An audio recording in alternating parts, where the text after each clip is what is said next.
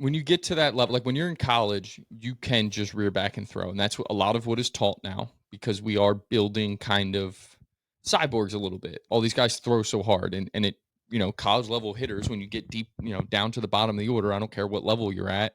Like, even if you're in the SEC, those guys aren't as good, and you can get away with like just pump 99. Just pump 99. I'd love to see, you could probably do this one day if you're ever really bored. Like, how many off speed or non fastballs did Paul Skeens throw to 7, 8, 9s in conference play? Because he could just sit there and be like 101, eat up. Mm-hmm. You can't do that. But because it's successful in college, you might as well. But you can't do it at the big league level. So I think as guys age, like DeGrom, like Wheeler, what's so impressive about them is that 98's there. Zach Wheeler, he has 98 in the tank. He goes to it when he needs it. And that's kind of turning back the clock, because Randy Johnson and Pedro did throw 98. But you would also see like 93, 94, 95. And then it was like Pedro or Randy Johnson felt like they needed it. They would go get it. They would go get the upper 90s fastball. And it wasn't every single pitch.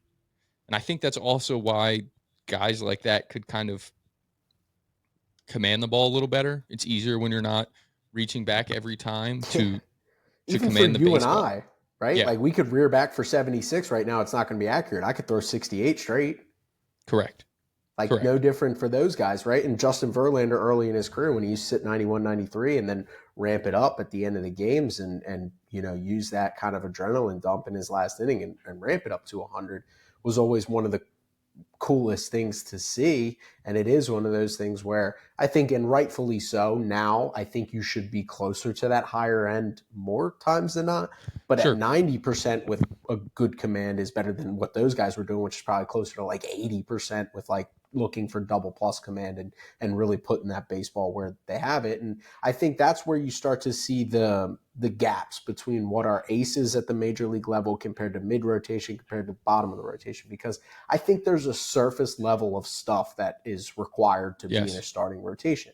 Those guys, as you get further down, start to look like more of those, hey, sling it and just hope it goes over the strike zone, and what's our stuff look like? And usually we can only blow it out for 4 innings, or maybe we only have 2 pitches that can only get us 2 times through the order, compared to a Zach Wheeler who, because he has so many different versions of the fastball, has that 3rd time through the order capability, can go to the well on an extra breaking ball, can go to the well to his changeup if that's what he wasn't using first time through the order. And again, all we're talking about is the traditional, what we grew up on as starting pitcher, right? Like the ability to change and adjust throughout the game and develop a 3rd pitch to use 3rd time through the order and offset that stuff. The only difference is MLB organizations understand that the guys that are 3rd, 4th, and 5th in their rotation only need to get them 12 outs. Because we have cyborgs to roll after them that also can just go 1 inning and throw 1 or 2 pitches in the strike zone. That is nasty enough to get out. And then we go to the next cyborg, and then the next cyborg, and then the next cyborg. And we get through that. And then when we turn it back, we need a Zach Wheeler. And that's why in the postseason, those guys are so important, because we need a Zach Wheeler to get 3 times through the order, because he's the only guy we can trust to do that for an extended period of time.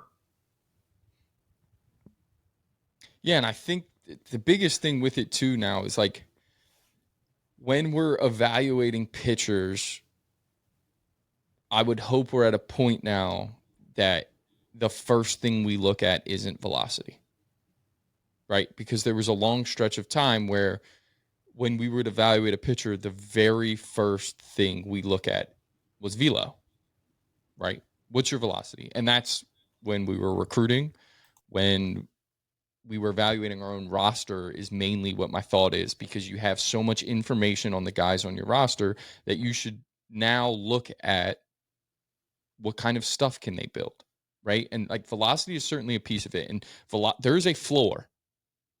Like there's certainly a floor for velocity.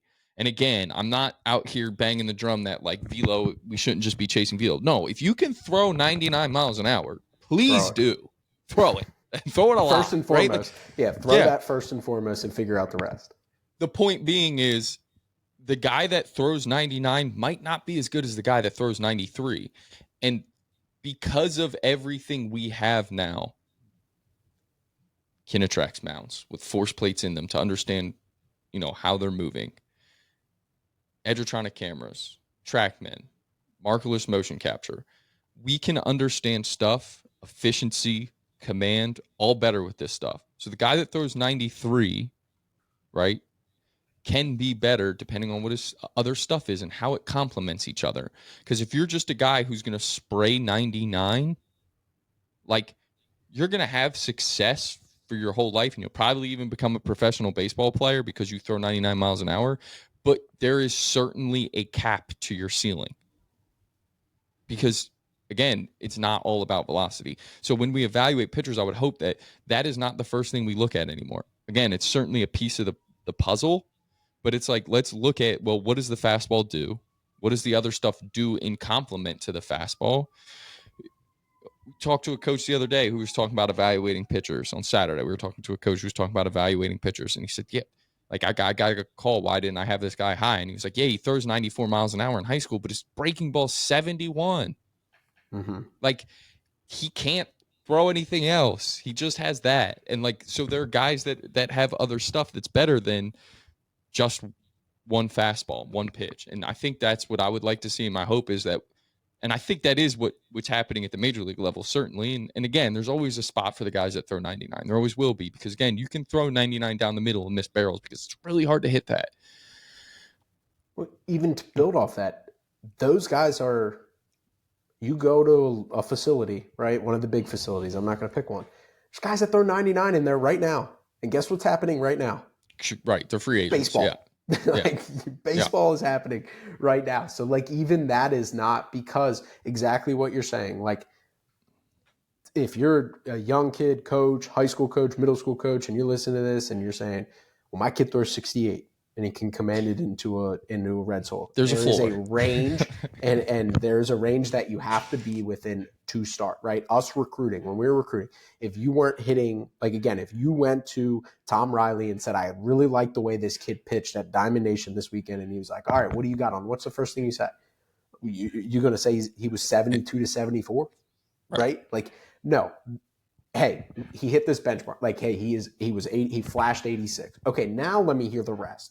Athletic mover, repeatable arm action, look good, played shortstop earlier in the week. Remember that? Really good swing. Like, all of those things that now, okay, yeah, now we can start to build off of that, right? So there is a surface level range, but beyond that, once you get into the range, and that's range by level, right? If you're a D3 arm, you can get away with 82. If you're a D2 arm, you can get away with 85.